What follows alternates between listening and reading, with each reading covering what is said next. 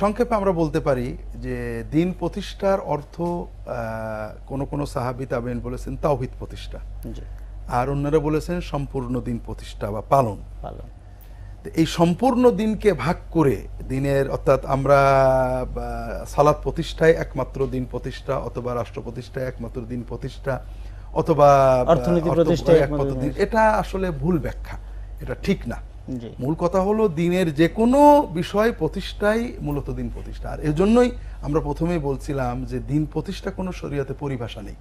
কাজেই দিনের বিভিন্ন দিককে বেশি গুরুত্ব দিতে গেলে সেজন্য কোরআন এবং হাদিসের নস লাগবে, আমরা একটাকে পৃথক করতে পারি না। এই জন্য সাহাবী তাবেঈনদের বক্তব্যের আলোকে দিন প্রতিষ্ঠার অর্থ দিন পালন করা, অর্থাৎ ব্যক্তি জীবনে প্রতিষ্ঠা করা, দিনের দাওয়াত দেওয়া, অন্যদের জীবনে প্রতিষ্ঠার দাওয়াত দেওয়া, আর দিনের ব্যাপারে ঐক্যবদ্ধ থাকা। এক্ষেত্রে দিনের সবগুলোই সমান গুরুত্বপূর্ণ, বিশেষ করে সর্বোচ্চ গুরুত্ব তাওহীদ এবং ঈমানের। যদি আমাদের ভিতরে ঈমান এবং তাওহীদ প্রতিষ্ঠা না হয়, আমরা শিরকে লিপ্ত থাকি, কুফরে লিপ্ত থাকি, তাহলে বাকিগুলো গৌণ হয়ে যায়। এটা হলো প্রথম কথা। অর্থাৎ একামতে দিন মানে শুধু একামতে রাষ্ট্র, আর রাষ্ট্র ছাড়া অন্য সকল একামতে দিন নয়, এটা দাওয়াত অথবা খেদমাত, এই ধরনের ব্যাখ্যাগুলো আসলে সালফে সালেহিন কখনোই করেননি। আধুনিক যুগে আমরা অনেকে বলি, এটা আমাদের নিজস্ব চিন্তা, কিন্তু আমরা যেহেতু সুন্নাহর আলোকে বুঝতে চাচ্ছি, সুন্নাহর আলোকে এটা ঠিক না। দ্বিতীয় যে বিষয়টা অর্থ দিনের সবকিছুই নিজে পালন করা, অন্যদের দাওয়াত দেওয়া। 2 নম্বর হলো এখানে কোনো একটা বিষয়কে এক্সট্রা অর্ডিনারি গুরুত্ব দিতে গেলে নস লাগবে, সুন্নাহ লাগবে। দ্বিতীয় বিষয় হলো যে দিন প্রতিষ্ঠা আর রাষ্ট্র প্রতিষ্ঠা এক কথা নয়। দিন প্রতিষ্ঠা, দিনের সব বিষয়ে রাষ্ট্র দিনের একটা দিক, এটাও দিন প্রতিষ্ঠা, তবে এটা কিন্তু এটাই একমাত্র, আর অন্যগুলো নয়, এটা নয়, অথবা এটার অধীনে সবকিছু, জি এটাও নয়, বরং এটা উল্টো। যতক্ষণ না তাওহীদ প্রতিষ্ঠা হবে একটা রাষ্ট্র সমাজের অধিকাংশ মানুষের জীবনে, ব্যক্তি জীবনে তাওহীদ আসবে, শিরিক মুক্ত ঈমান, বেদাত মুক্ত আমল, ততদিন না তার আল্লাহর চেতনা আসবে, ততদিন আমি কি করে বাকিটা করব? এর মূল দায়িত্ব হলো নিজের জীবনে দিন প্রতিষ্ঠা করা, এটা আমরা পারি, আমাদের দায়িত্বাধীন। আর অন্যদের ক্ষেত্রে দাওয়াত দেওয়া, দাওয়াতের পরেও যদি তারা গ্রহণ না করে, এই জন্য আল্লাহ আমাকে ধরবেন না। আল্লাহ কোরআন এটা বলেও দিয়েছেন, ইয়া আইয়ুহাল্লাযীনা আমানুল আলাইকুম আনফুসাকুম লা ইয়াদুররুকুম মান দাল্লা ইযা ইহতাদাইতুম। তোমাদের দায়িত্ব তোমাদের নিজেদের, অন্যরা যদি গোমরাহ হয়ে যায়, অর্থাৎ তোমরা দাওয়াত দিয়েছো, দিন পালন করেছো, দিনের দাওয়াত দিয়েছো, তারপরেও লোকেরা মানেনি, এজন্য তোমাদেরকে আল্লাহ ধরবেন না। জি, এই জন্য এটা বড় ফরজ নয়, এবং অনেক নবীর জীবনেও এটা আমরা দেখতে পাই, শুধু সাধারণ মানুষ না। আল্লাহ এই যে 5 জন নবীকে দিনের ইকামতে দিনের নির্দেশ দিয়েছেন, এই 5 জনের ভিতরে ইব্রাহিম, নূহ আলাইহিস সালাম রাষ্ট্রের কোনো দাওয়াতই দেননি, কোরআনে নেই। এরপরে ইব্রাহিম আলাইহিস সালামের দাওয়াতে রাষ্ট্র বিষয়ে কিছু নেই। মুসা আলাইহিস সালাম রাষ্ট্রীয় দাওয়াত দিয়েছেন, তার উম্মত শোনেনি, বলেছে ফাযহাব আনতা ওয়া রাব্বুকা ফাকাতিলা, আপনি আপনার রবের সাথে যে কিতাল করে আমরা যাব না, তিনি পারেননি। ঈসা আলাইহিস সালাম, এই জন্য রাষ্ট্র প্রতিষ্ঠা, পরিবর্তন, জিহাদ, কিতাল এটা থাকতেও পারে, নাও পারে, কিন্তু তাওহীদ, ইবাদত, আখলাক, হুকুকুল ইবাদ, হুকুকুন নাস, এগুলো মূল বিষয়। আর জিহাদ, এগুলো এই মূল বিষয়গুলো প্রতিষ্ঠার উপকরণ, কখনো ফরজে আইন, কখনো ফরজে কিফায়া, কখনো কোন রকম ফরজই থাকে না যখন এটা প্রতিষ্ঠিত থাকে। এই জন্য এটাকে বড় ফরজ পড়ার প্রবণতা, এটা ঠিক না। এটা আমাদেরকে বিভিন্ন ভুলবে, বিশেষ করে সুন্নাহর আলোকে আমাদেরকে বিভ্রান্তির ভিতরে ফেলে দেয়। আলহামদুলিল্লাহ, খুব চমৎকার ভাবে স্যার আপনি আমাদেরকে বেশ কতগুলো ভুল ধারণা থেকে কোরআন সুন্নাহর আলোকে সাহাবায়ে কেরাম, তাবেঈন, তাবেঈনদের দৃষ্টিভঙ্গিগুলো সহ তুলে ধরলেন। আমরা যেহেতু আমাদের এই আলোচনাটাই সুন্নাহর আলোকে মুমিন জীবন, এই সিরিজ করছি আমরা, তো মুমিনের জীবনটা যেন সুন্নাহর আলোকে সজ্জিত হয়, আপনি চেষ্টা করছেন, আমরাও চেষ্টা করছি। আল্লাহ তাআলা আমাদের এই প্রচেষ্টাকে কবুল করুন। আপনি কষ্ট করে আমাদের স্টুডিওতে এসেছেন। শাইখের বিরুদ্ধে একটা প্রশ্ন এসেছে, সেটাই করতে চাই। লিখেছেন যে রাষ্ট্রে ইসলাম কায়েমের জন্য আপনার কোনো ওয়াজ নেই, আপনি সরকারের বেতন নেন, এই জন্য নাকি? এক ভাই জিজ্ঞেস করেছেন যে ইসলাম কায়েমের জন্য আপনার কোনো ওয়াজ নেই। ইসলাম কায়েম মানে কি বুঝেন? ইসলাম কায়েম মানে শুধু গদিটা দখল করা? ইসলাম একামতের দিন ইসলাম কায়েম মানে শুধু পার্লামেন্ট দখল করা? ইসলাম কায়েম মানে শুধু আদালত দখল করা? না, প্রত্যেকটি ক্ষেত্রে ইসলাম কায়েম করতে হবে। আপনাকে আগে গিয়ে ওই আদালত দখল করতে হবে, পার্লামেন্ট দখল করতে হবে, না আপনার উপর ইসলাম কায়েম করতে হবে? নিজের ইসলাম কায়েম করতে হবে। আপনার বাড়িতে আপনি প্রধানমন্ত্রী, আপনার বাড়ি আপনার স্ত্রীর আর আপনার ছেলে মেয়েদের প্রধানমন্ত্রী রাষ্ট্রপতি আপনি, কিন্তু তা আপনার পরিবারে ইসলাম কায়েম করতে হবে না, হবে না? তো আপনার ব্যক্তি জীবনে ইসলাম কায়েম করলেন, আপনার পারিবারিক জীবনে ইসলাম কায়েম করলেন, আপনার অর্থনীতিতে ইসলাম কায়েম করলেন, টাকা একটা হারাম ঢুকাবো না আর একটা হারাম জায়গায় একটা টাকা খরচ করবো না, তো এটা ইসলাম কায়েম হলো না? অর্থনীতিতে বিশাল একটা ক্ষেত্র, আমার অর্থনীতি ইসলামিক অর্থনীতি, আমার পরিবার ইসলামিক পরিবার, আমার জীবন ব্যক্তি জীবন ইসলামিক জীবন, ঠিক না? তারপরে আপনার সামাজিক জীবন, সমাজে আপনি ইসলাম বিরোধী কোনো কাজ করবেন না। আপনার সমাজ মানে আপনার গ্রামের লোকজনকে নিয়ে একটা সমাজ, তো আপনার সমাজে আপনি ইসলাম বিরোধী কিছু কাজ করবেন না। ইসলাম যেইভাবে দিক নির্দেশনা দিয়ে সেইভাবে আপনি ইসলাম পালন করলেন, আপনি তো ইসলামিক সমাজ পালন করলেন না, তাহলে সমাজে আপনি কি একামতের দিন করলেন না?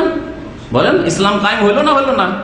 আপনার গোটা গ্রামে আপনি যতটা পারলেন সবগুলিকে ভালো মানুষ বানাবার চেষ্টা করলেন, নামাজি, ধার্মিক, শিরক মুক্ত, বিদআত মুক্ত বানাবার চেষ্টা করলেন, হারাম মুক্ত করার চেষ্টা করলেন, ইসলামিক সমাজ গঠন করলেন না, তাহলে আপনার গ্রামে ইসলাম কায়েম হইল না? আপনার বংশে ইসলাম কায়েম হইল না? তাহলে কয়টা ক্ষেত্র বললাম? পারিবারিক জীবন, পরিবার, ব্যক্তি জীবন, পারিবারিক জীবন, সামাজিক জীবন, অর্থনৈতিক, 4টি ক্ষেত্র। বাকি থাকলো একটা ক্ষেত্র, কোনটা ক্ষেত্র? রাষ্ট্রীয় জীবন। তো রাষ্ট্রীয় জীবনে ইসলাম কায়েম করা, যার যতটা ক্ষমতা আছে সে ততটা কায়েম করবে, ঠিক না? নাকি আমাকে গিয়ে যে পার্লামেন্টে বসে যেতে হবে, বলছে আজকে থেকে চোরের হাত কাটবো?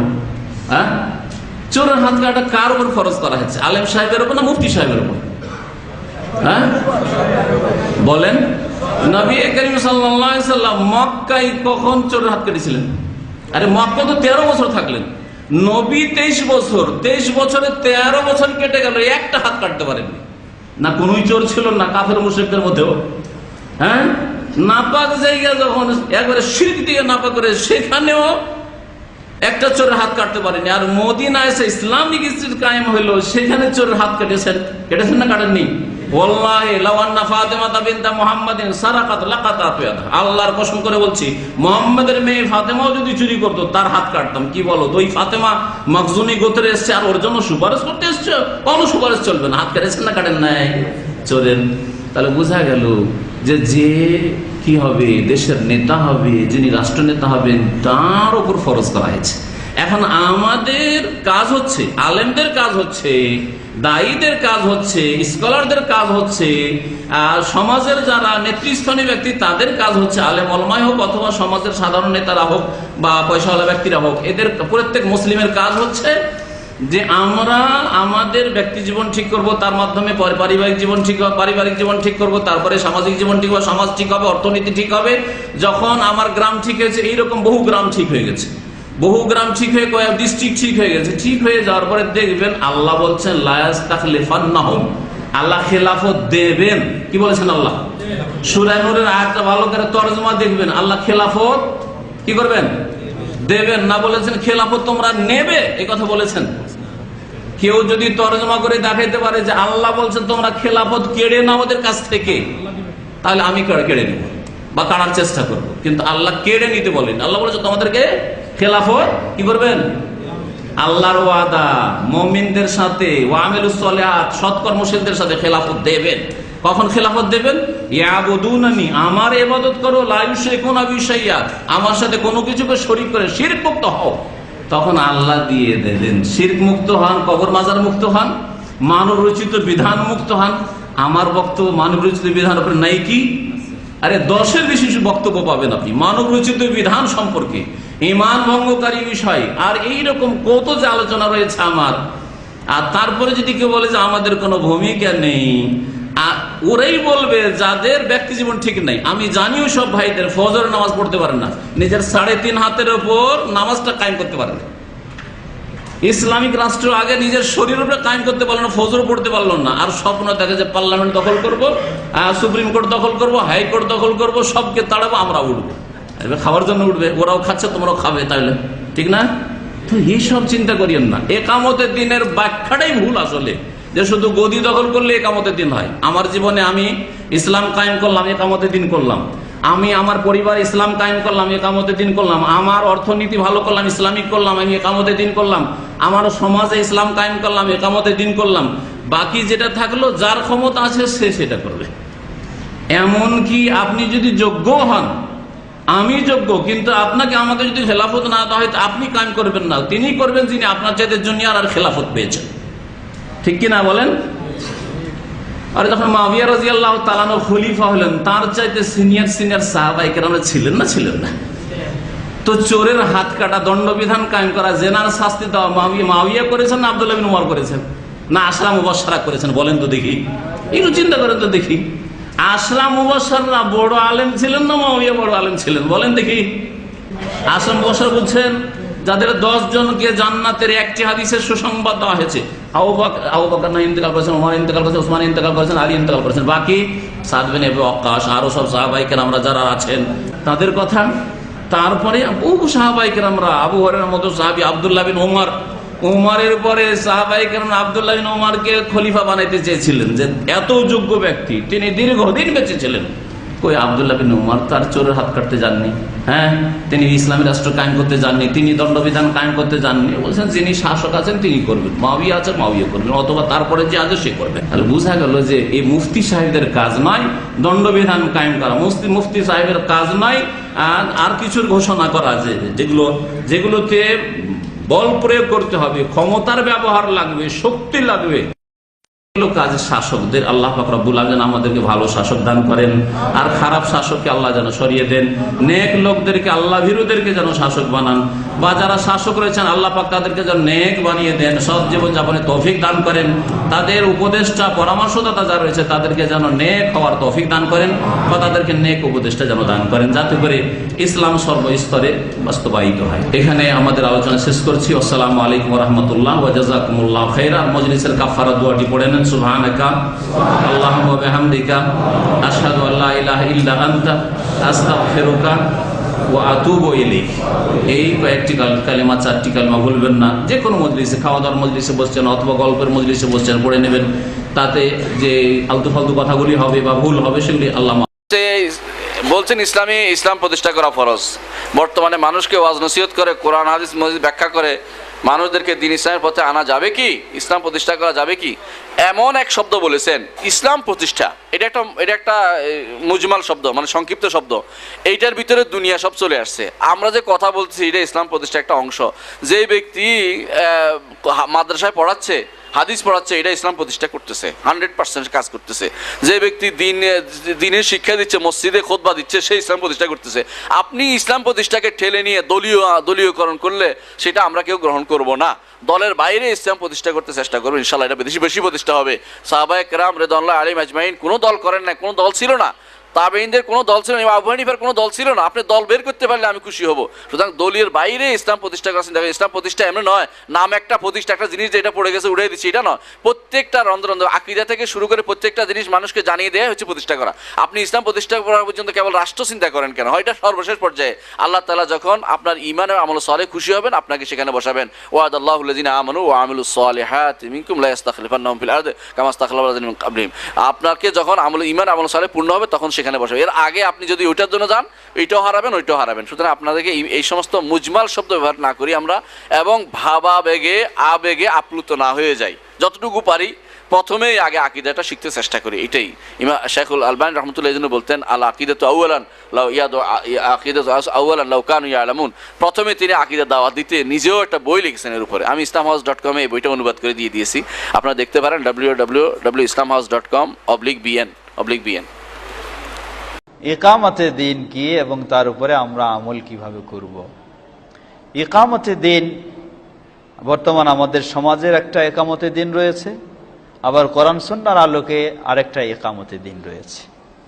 সমাজের মানুষদের কেউ বুঝেন ইকামতে দিন মানে হলো রাষ্ট্র যদি দখল করা যায় তাহলে ইকামতে দিন হয়ে যায়। মানুষ তাওহীদ জানুক আর নাই জানুক, মানুষের আকীদা শুদ্ধ থাকুক আর নাই থাকুক। যেমন ইরানেও একটা ইসলামী রাষ্ট্র রয়েছে। এই ধরনের যদি ইকামতে দিন কেউ বুঝে থাকে তাহলে এটি অবশ্যই ভুল, এটি কখনো সঠিক নয়। আমার রাষ্ট্র পর্যায়েও যদি ইসলাম হয়ে যায় আর মানুষ যদি কবর পূজারই থাকে তাহলে এমন ইসলামী রাষ্ট্রেরও দরকার নেই, এমন মানুষেরও কোনো কাজে আসবে না। এই জন্য আল্লাহ সুবহানাহু ওয়া তাআলা নবীদেরকেও আন আকিমুদ্দিনা, দিন কায়েমের নির্দেশ দিয়েছেন। সেখানে 5 জন নবীর উল্লেখ করেছেন, নূহ আলাইহিসসালাম, ইব্রাহিম আলাইহিসসালাম, ঈসা আলাইহিসসালাম, মুসা আলাইহিসসালাম এবং মুহাম্মদ সাল্লাল্লাহু আলাইহি সাল্লাম। তাহলে এই 5 জনের মাঝে সর্বপ্রথম হলেন নূহ আলাইহিসসালাম। আল্লাহ সুবহানাহু ওয়া তাআলা তাকেও দিন কায়েমের নির্দেশ দিয়েছেন এবং নবী হিসাবে তিনি আল্লাহর দিন কায়েমের নির্দেশ সাধ্য সামর্থ্য অনুযায়ী পালন করেছেন, চেষ্টা করেছেন। তিনি কিভাবে দিন কায়েম করলেন যদি একটু আমরা খেয়াল করি। তিনি 950 বছর দিনের দাওয়াত দিলেন। অনুসারী হিসাবে কতজন পেলেন? সর্বনিম্ন বলা হয় 17 জন। সর্বঊর্ধ্বে যারা বলেছেন তা হলো 40 জন পুরুষ আর 40 জন নারী, 80 জন পেয়েছেন। তো 80 জনকে ইসলামে নিয়ে আসার মাধ্যমে তিনি দিন কায়েম করলেন। কোনো রাষ্ট্রও করতে পারেননি, অন্য কিছুও করতে পারেননি। ইব্রাহিম আলাইহিসসালাম, মুসা আলাইহিসসালাম, ঈসা আলাইহিসসালাম সবারই যদি বিষয়গুলি আমরা চিন্তা করে দেখি তাহলে বোঝা যায় এটুকুই যে দিন কায়েমের মূল বিষয় হচ্ছে প্রকৃতপক্ষে তাওহীদের উপর প্রতিষ্ঠিত হওয়া, সাধ্য সামর্থ্য অনুযায়ী সেটি যতজনেরই হোক না কেন, কোনো সন্দেহ নেই। অবশ্যই ইসলামী রাষ্ট্রের গুরুত্ব রয়েছে, পরিপূর্ণভাবে ইসলাম সর্বক্ষেত্রে পালন করার জন্য প্রশাসনিক ক্ষমতার অবশ্যই রয়েছে। কিন্তু এই প্রশাসনিক ক্ষমতা গজামিল দিয়ে দখল করা তাহলে কখনো প্রকৃতপক্ষে দিন, নবীরা যেই দিন কায়েমের নির্দেশিত হয়েছেন সেই দিন কায়েম করা কখনো সম্ভব হবে না, ওই বাতিলের উপরেই থাকতে হবে। আল্লাহু তাআলা আলাম। আজকে আমরা শেষ করি এখানে।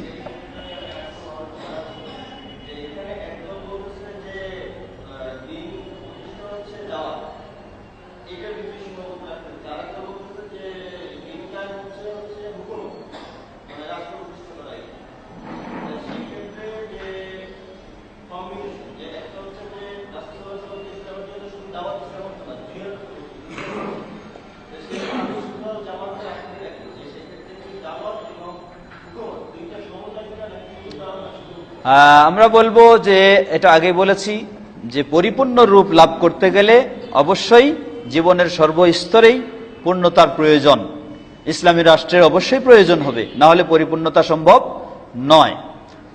তো এই জন্য মূল হচ্ছে দাওয়া দিয়ে আপনি পরিপূর্ণতায় পৌঁছার চেষ্টা করবেন। দাওয়া এবং মানুষকে গড়া, মানুষকে তৈরি করা, এর মাধ্যমে আপনি পূর্ণতায় পৌঁছার চেষ্টা করবেন। এখন যদি মানুষের মূল বিষয়ের বাদ দিয়ে আপনি শুধু খালি যে কোনো ভাবে, যে কোনো পন্থায় যদি রাষ্ট্র প্রতিষ্ঠাই করতে চলে যান তাহলে তা আপনার মূল বিষয়টা কখনো ঠিক থাকবে না। যেমন বললাম যে ইরানের ইসলামী রাষ্ট্র, জি, এই জন্য আমরা বলবো যে দাওয়া এবং এর চিন্তা থাকতে হবে। এখানে একটা বিষয় খেয়াল রাখবেন, একজন মানুষের চিন্তা থাকতে হবে যে আমি সর্বাবস্থায় যেন পরিপূর্ণ ইসলামী জীবনে যেতে পারি, এটা তার চিন্তা থাকতে হবে, চেষ্টা থাকতে হবে। কিন্তু চিন্তা ও চেষ্টা এর কারণে যদি কেউ শরীয়ত গর্হিত পন্থা অবলম্বন করে আবার যেতে চায় তার টার্গেটে, তাহলে সেটি কখনো দিন কায়েমের বিষয় নয়, প্রকৃতপক্ষে নয়।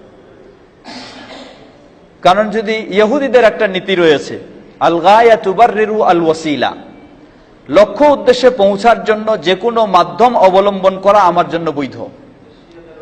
ইহুদিদের মূল হলো এটা, ইহুদিদের এটা শিয়াদের আসছে, এরপর সবারে আসছে। এখন মূল লক্ষ্য উদ্দেশ্যে পৌঁছার জন্য যদি কাউকে হত্যা করতে হয় তাও করব, কাউকে জুলুম করতে হয় তাও করব, অন্যায় অপকর্মের আশ্রয় নিতে হয় তাও করব। এইভাবে যদি আমি ইসলামী রাষ্ট্র করতে চাই তাহলে এমন ইসলামী রাষ্ট্র কোনো দিন কায়েম প্রকৃতপক্ষে নয়। বরং আমি সেই পূর্ণতায় পৌঁছার চেষ্টা করব, কিন্তু কি করব? সঠিকভাবে করার চেষ্টা করব। কারণ আমাকে টার্গেট দেওয়া হয়নি যে আগামী 50 বছরের মধ্যে বাংলাদেশে আমাকে কি করতে হবে, সর্বপর্যায়ে কমপ্লিট করে ফেলতে হবে, এই টার্গেট আমাকে দেওয়া হয়নি। সুতরাং এইরকম টার্গেট নিয়ে আমি সকল অপকর্মের উপর সওয়ার হয়ে দিন কায়েম করব, এটা আমার ঠিক নয়। আবার যদি কেউ এইরকম করে থাকে যে এই যেহেতু আমার এরকম কোনো টার্গেট নাই, অতএব 100 কেন 1000 বছরেও যদি নাও আসে তাতে আমার কোনো যায় আসে না, আমি শুধু নিজের মতোই চলি, নিজে দিন মানে চলি, এটাও আবার ঠিক নয়। আমাকে আমার সর্বাত্মক চেষ্টা চালিয়ে যেতে হবে এবং সকল অন্যায় ইসলাম বিরোধী থেকে বিরত থাকতে হবে। জি,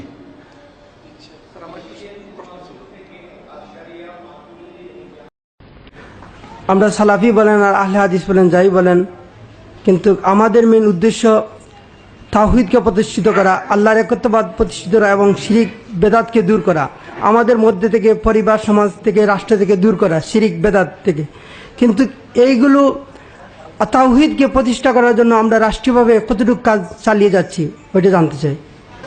জি, ভাইয়ের প্রশ্ন, আমরা আহলে হাদিস বলি বা সালাফি বলি, মূল উদ্দেশ্য সমাজ থেকে শিরিক বিদআত দূর করা, কি রাষ্ট্রীয়ভাবে কতটুকু প্রচেষ্টা চালিয়ে যাচ্ছে। এ বাক্যের এক বাক্যে উত্তরটা দিয়ে দিই। আমাদের কাজ করতে হবে দুইটা, আমাদের দুইটা কাজ করতে হবে। আর রাষ্ট্রীয়ভাবে ক্ষমতা বা খেলাফত দেওয়ার মালিক আল্লাহ রাব্বুল আলামিন। আল্লাহ বলেছেন ওয়াদাল্লাহুল্লাযীনা আমানু ওয়া আমিলুস সালিহাতি মিনকুম।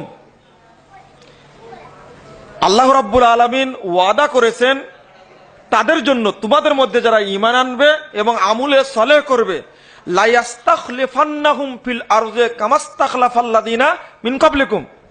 সূরা নূর ৫৫ নম্বর আয়াত। আল্লাহ রাব্বুল আলামিন যে কথাটি বলেছেন সেই কথাটির দৃষ্টিতে আমাদের দুইটি কাজ করতে হবে। সেটা হলো ঈমান আনতে হবে এবং আমলে সালেহ করতে হবে।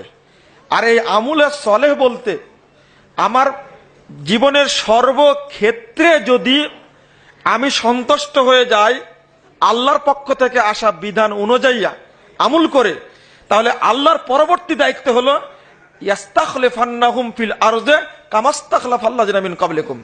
আল্লাহ তাদেরকে অবশ্যই অবশ্যই খেলাফত দান করবেন, যেমন ইতিপূর্বে দেওয়া হয়েছিল। বন্ধুরা, আমার কথা পরিষ্কার, আমরা আমাদের মৌলিক কাজটি না করে আগে আল্লাহর কাজটি আমরা করতে গেছি। বর্তমান বাংলাদেশের ইসলামী দলগুলোর ট্র্যাডিশন এটাই হয়েছে। তাওহীদ তো আমাদের মধ্যে নেই, তাওহীদ আমাদের মধ্যে নেই। আর আমরা যে আমলটা করছি শিরিক এবং বিদআত মুক্ত আমল, এবং আকীদাটাও নষ্ট আকীদা, শিরিক এবং বিদআত মুক্ত আকীদা। সুতরাং আমি বলবো, আগে যদি এটা করি তাহলে আল্লাহ রাব্বুল আলামিন খেলাফত দেওয়ার দায়িত্ব নিয়েছেন। এই দায়িত্ব আমার নয়, আল্লাহ যখন সন্তুষ্ট হবেন এটা ৩ জন মানুষের উপরে দিতে পারে, এটা ৩ লক্ষ মানুষের উপরে দিতে পারে, ৩ কোটি মানুষের উপরে দিতে পারে। এই জন্য শর্ত সংখ্যাগরিষ্ঠ বা মেজরিটির প্রয়োজন আল্লাহর কাছে হয় না। পৃথিবীতে কোনোদিন মেজরিটি দ্বারা ইসলাম প্রতিষ্ঠিত হয়নি, কিয়ামত পর্যন্ত হবে না। ইসলাম প্রতিষ্ঠিত বা খেলাফত প্রতিষ্ঠিত হবে অবশ্যই হকের উপরে, হক মেনে নেওয়ার মাধ্যমে। জি, পরের প্রশ্নটা বলেন। আমি একজন শিক্ষক। এই পবিত্র কোরআনের মধ্যে আছে শারা আলাইকুম মিনাদ দীনি মা ওয়াসা বিহি নূহা ওয়াল্লাযীনা আওহাইনা ইলাইকা ওয়া মা ওয়াসাইনা বিহি ইব্রাহিমা ওয়া মূসা ওয়া ঈসা আন আকিমুদ দীন ওয়া লা তাতাফাররাকু ফি। এর ব্যাখ্যা সহ জানতে চাই। জি, আগে যে উত্তরটা দিলাম এই উত্তরের সংশ্লিষ্ট প্রশ্ন এটা। সূরা শুরা ১৩ নম্বর আয়াত। এটা রাসূল আল্লাহ রাব্বুল আলামিন বলছেন শারা লাকুম মিনাদ দীনে মা ওয়াসা বিহি নূহা ওয়াল্লাযী আওহাইনা ইলাইকা ওয়া ওয়াসাইনা ইব্রাহিমা মূসা ওয়া ঈসা আন আকিমুদ দীন ওয়া লা তাতাফাররাকু ফি। আল্লাহ রাব্বুল আলামিন বলছেন দ্বীনকে নবীর জন্য, নূহ আলাইহিস সালামের জন্য বিধিবদ্ধ করা হয়েছিল। হে মুহাম্মদ, আপনার প্রতিও সেই ওহী করা হচ্ছে যেমনটি ওহী করেছিলাম ইব্রাহিম, মূসা এবং ঈসার প্রতি। তাহলে কয়জন নবী আসলো এখানে? ৫ জন। ৫ জন নবী এই আয়াতটিতে এসেছে। নাম কি? একজন নূহ, ইব্রাহিম, মূসা, ঈসা এবং শেষ নবী মুহাম্মদ সাল্লাল্লাহু আলাইহি সাল্লাম। সবার নির্দেশ একটা, আন আকিমুদ্দিন ওয়া লা তাতাফাররাকু ফি। আপনারা দিন কায়েম করবেন, এর মধ্যে দিনকে টুকরো টুকরো করবেন না। এই দিন কায়েম অর্থটা কি? একমাত্র ব্যক্তি উপমহাদেশের আবুল আল্লাহ মওদুদী রাহিমাহুল্লাহ, মাওলানা মওদুদী রাহিমাহুল্লাহ, তিনি এই আয়াতের অর্থ করতে গিয়ে বলেছেন দিন কায়েম অর্থ হুকুমত কায়েম করা। ইতিপূর্বে কোন মুফাসসির বা কোন সাহাবী এই আয়াতের অর্থ করেননি যে রাষ্ট্র কায়েম করা বা হুকুমত কায়েম করা। তারা কি অর্থ করেছেন? চলুন তাফসির ইবনে আব্বাস এই আয়াতের ব্যাখ্যার 699 পৃষ্ঠা খুলুন। তিনি বলছেন যে ইত্তাফাকু ফিল ইসলাম ফিদ্দিন, তোমরা দিনটাকে সর্বক্ষেত্রে মেনে চলো, শুধু একটা ক্ষেত্রে নয়। পরের বাক্যটি আসতে লা তাতাফাররাকু ফি, এর মধ্যে আমরা অর্থ করি এর মধ্যে তোমরা মতনৈক্য সৃষ্টি করো না, না, দিনকে তোমরা টুকরো টুকরো করো না, দিনটাকে পুরো জীবনে মানতে হবে। আমরা আজকে দিনটাকে এক একজন এক এক রকম মনে করেছি। এক শ্রেণীর মানুষ মনে করেছে শুধু সালাতে নফল আদান করা, জোরে আমিন বলা, বুকে হাত বাঁধাই হলো ইসলাম। কেউ মনে করছে জোরে জিকির করাই হলো ইসলাম। কেউ মনে করছে না আস্তে জিকির করা হলো ইসলাম। কেউ মনে করছেন যে না, ইসলাম হলো ফাজাইলের মধ্যে সীমাবদ্ধ, শুধু ফজিলত বর্ণনা করে যেতে হবে, নিষিদ্ধ কর্মগুলো বলা যাবে না। কেউ মনে করছে যে আগে রাষ্ট্রীয়ভাবে ইসলাম প্রতিষ্ঠা করতে হবে, চাই ব্যালট না হলে বুলেট, এটা চাচ্ছে। এক একজন এক একটি সাইড নিয়ে কথা বলছে না। আর আল্লাহ বলছেন যে দিনটাকে টুকরো টুকরো করো না, তোমরা পুরো দিনটা মানো। আর এখানে দিন অর্থ হলো তাওহীদ। আপনি খুলুন তাফসির ইবনে কাসির, তাফসিরে ফাতুল কাদির, তাফসিরে কুরতুবী, সমস্ত তাফসিরে মুফাসসিরগণ একটি কথা বলেছেন, এমনকি জালালাইন পর্যন্ত এই আয়াতের কথা বলছে আয়াত তাওহীদ, অর্থাৎ তাওহীদ কায়েম করা। যদি তাওহীদ না হবে, তাওহীদটা কি জিনিস? একটা খুব সুন্দর প্রশ্ন, মৌলিক প্রশ্ন। এই প্রশ্নের জন্য 1 ঘন্টা বরাদ্দ থাকার দরকার ছিল। যেহেতু জিনিসটা বুঝেছি আমরা যে এর অর্থটা হলো হুকুমত, আর এই হুকুমত অর্থটা বলেছেন একমাত্র ব্যক্তি আল্লামা মওদুদী রহিমাহুল্লাহ, পাকিস্তানের। আমি আরেকটু খোলা বলি, সেখানে উল্লেখ করা হয়েছে এই মর্মে, যদি এই অর্থটা তাওহীদ না হয় তাহলে এই 5 জন নবীর কয়জন নবী পৃথিবীতে হুকুমত কায়েম করেছেন?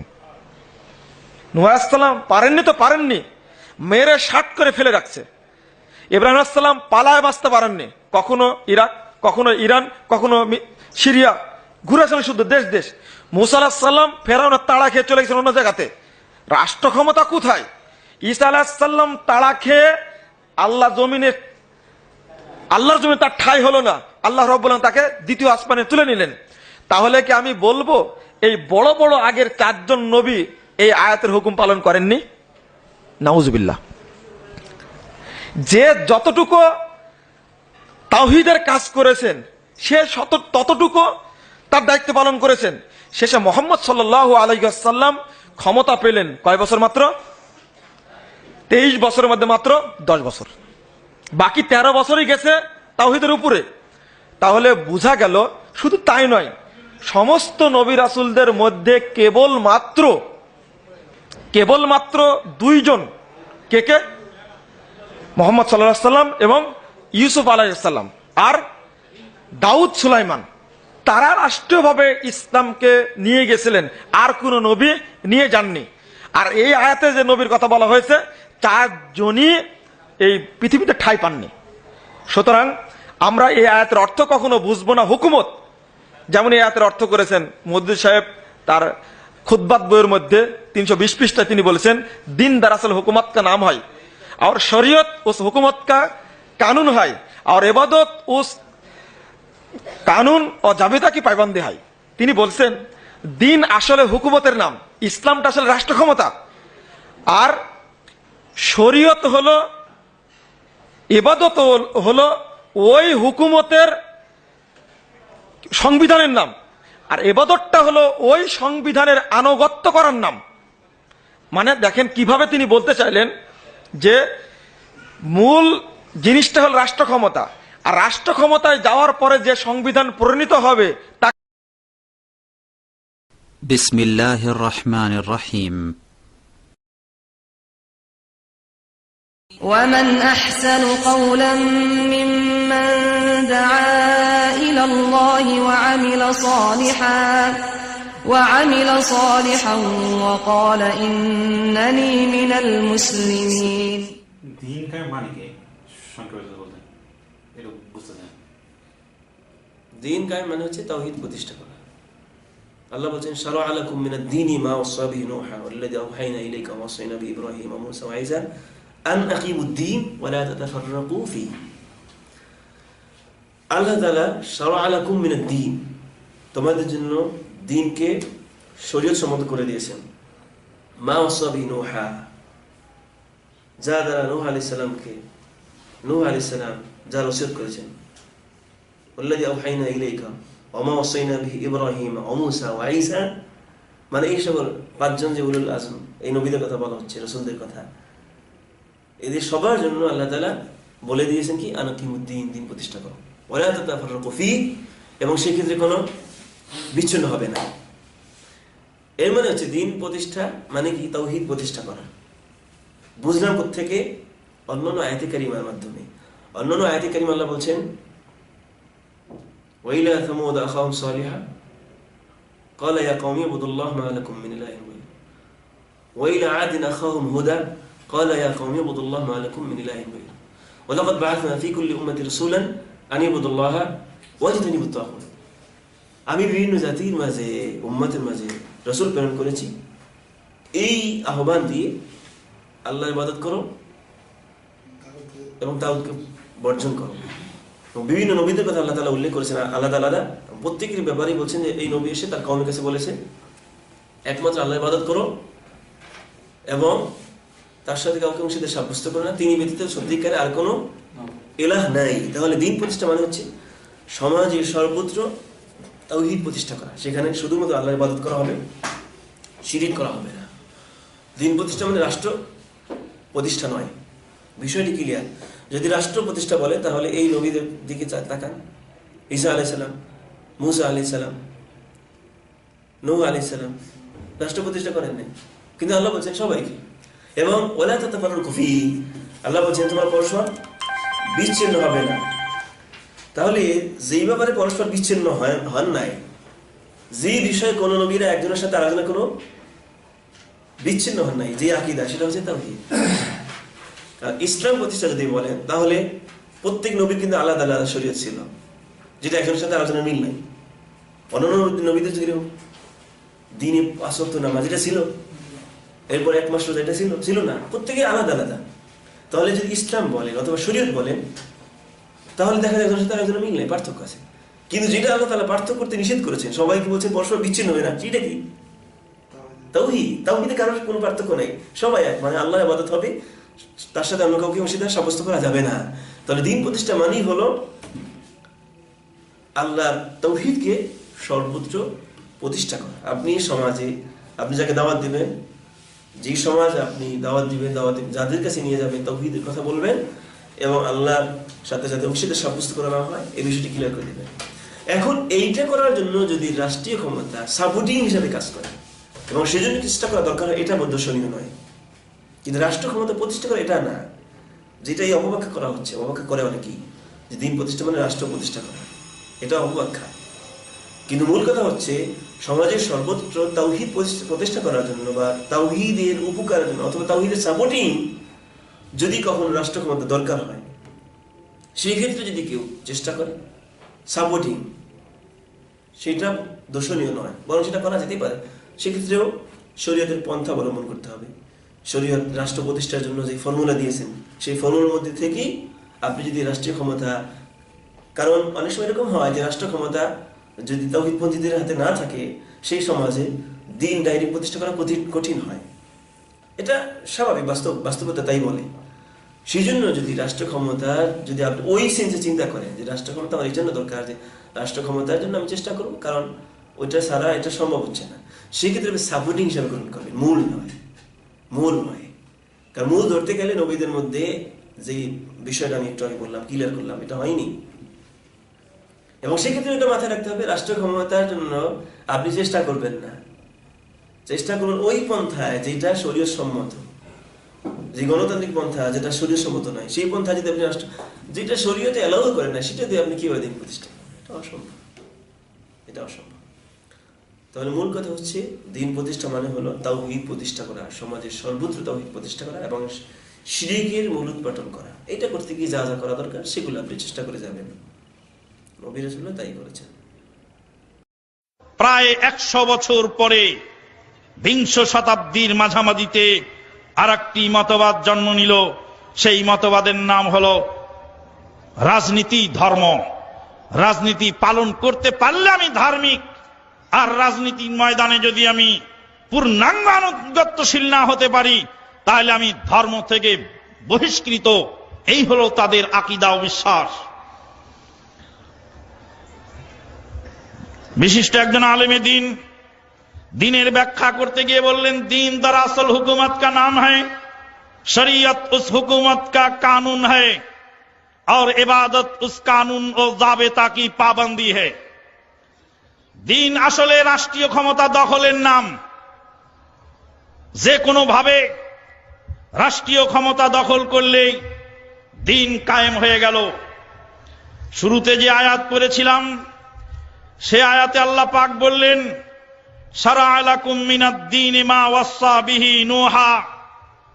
আল্লাহ পাক দ্বীনের ক্ষেত্রে তোমাদের জন্য সেই পথ নির্ধারণ করেছেন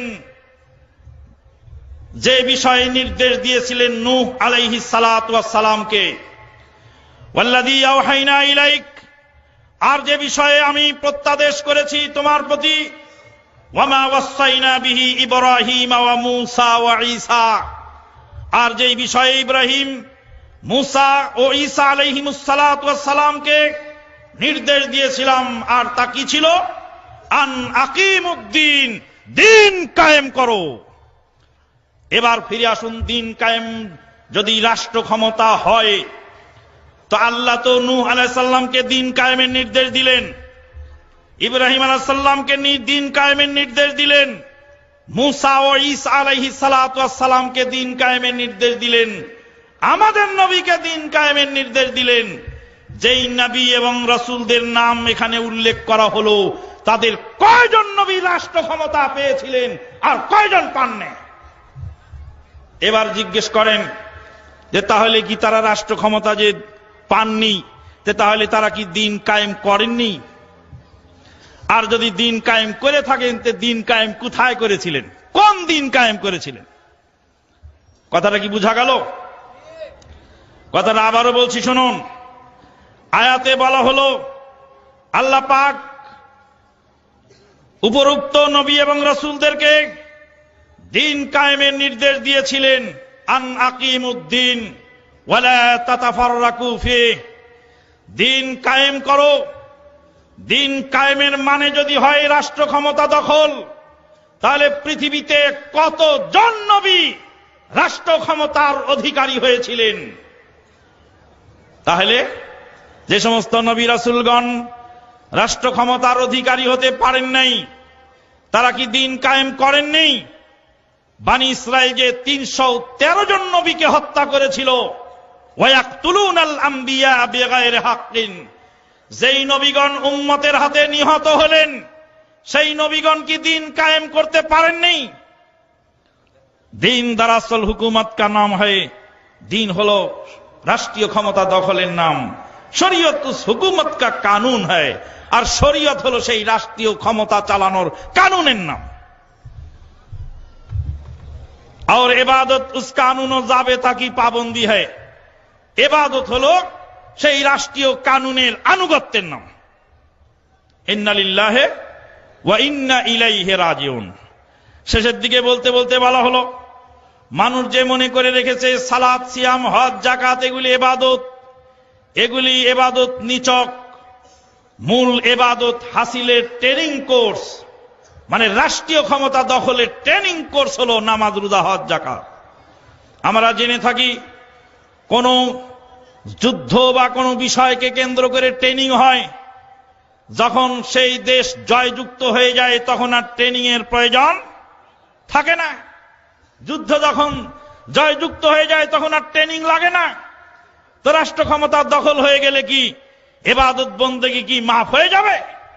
অথচ আল্লাহ পাক বলছেন, ওয়াবুদু রাব্বাকা হাত্তা ইয়াতিয়াকাল ইয়াকিন, আপনার মৃত্যু আসা পর্যন্ত আপনি ইবাদত করতে থাকুন।